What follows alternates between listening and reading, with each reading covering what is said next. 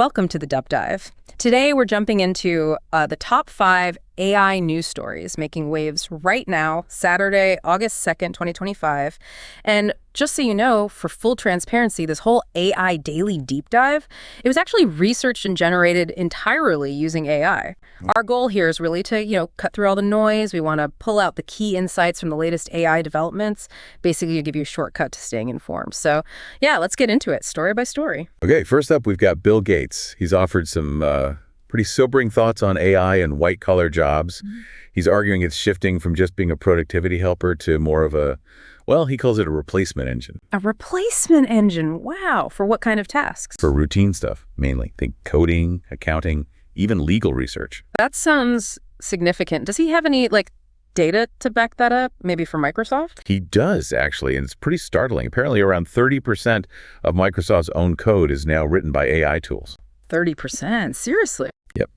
Which, as you can imagine, really cuts down the need for, say, entry-level human coders. It shows just how fast this is happening. Okay, so the speed of change is the big worry here, that we can't keep up. That's a huge part of it. But interestingly, he's not all doom and gloom.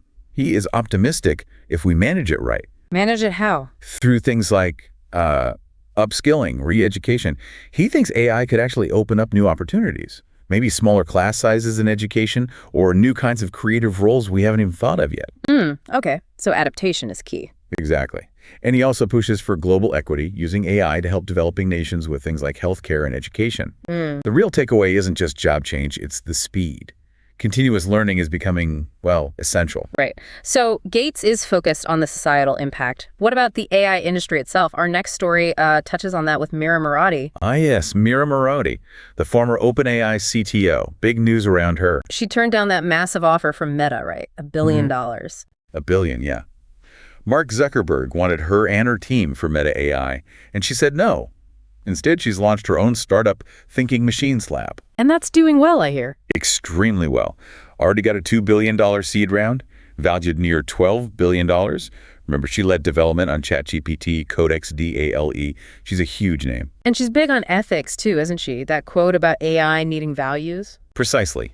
AI without values is intelligence without conscience. Her move is seen by many as kind of pushing back against too much power, consolidating in just a few big companies. Championing a more decentralized approach.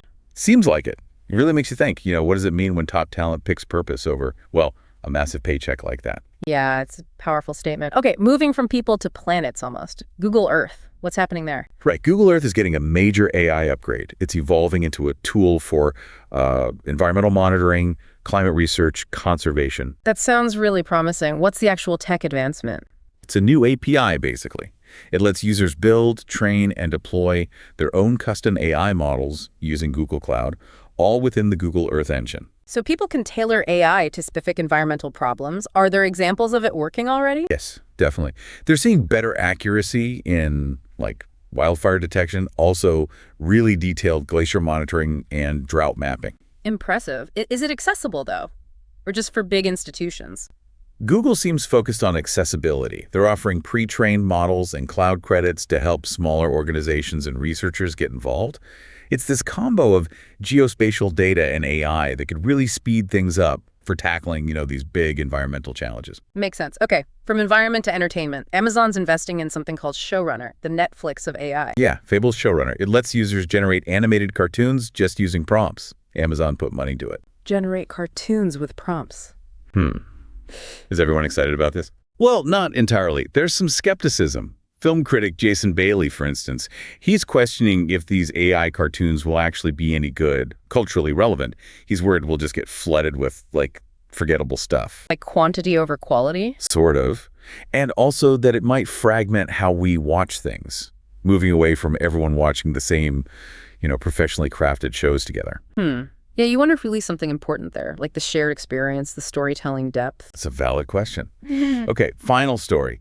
Alibaba's new AI coding tool, Qwen 3 Coder. Right, positioned as a competitor to models from OpenAI and Anthropic. Exactly. It's apparently very capable translating complex requests into code, finding tricky bugs. But there's a catch, isn't there? Security concerns. Yes, and this is where it gets really interesting and quite serious. Significant concerns have been raised, especially in the West. What's the core problem? It's open source, but it's developed under China's national intelligence law. That law can basically compel companies to cooperate with state intelligence, share data. So the fear is hidden backdoors, data leaks. Precisely. Potential exposure of proprietary code run through it, maybe even in a worst-case scenario, autonomous attacks launched via the tool. That's worrying. Is there any process to check imported AI models like this for security risks? Like how foreign company takeovers are reviewed? And that's the gap. Currently, no. There isn't an equivalent review process for just importing and using an AI model like this. It's a major oversight, really. So innovation versus security, a huge tension. Absolutely. As these tools get embedded everywhere, how do we trust them? Especially in a global ecosystem. It's a critical question. Wow. Okay, that was quite the tour through today's AI landscape. We covered a lot. Job warnings from Gates, Murati's big move, AI tackling climate change, reshaping entertainment, and these really complex security issues with international AI tools. It's clear things are moving incredibly fast. So maybe a final thought for you listening. In this rapidly changing world, what's the responsibility here? For individuals, for companies, for governments, how do we make sure AI actually serves humanity's best interests, not just, efficiency or profit? Something to think about.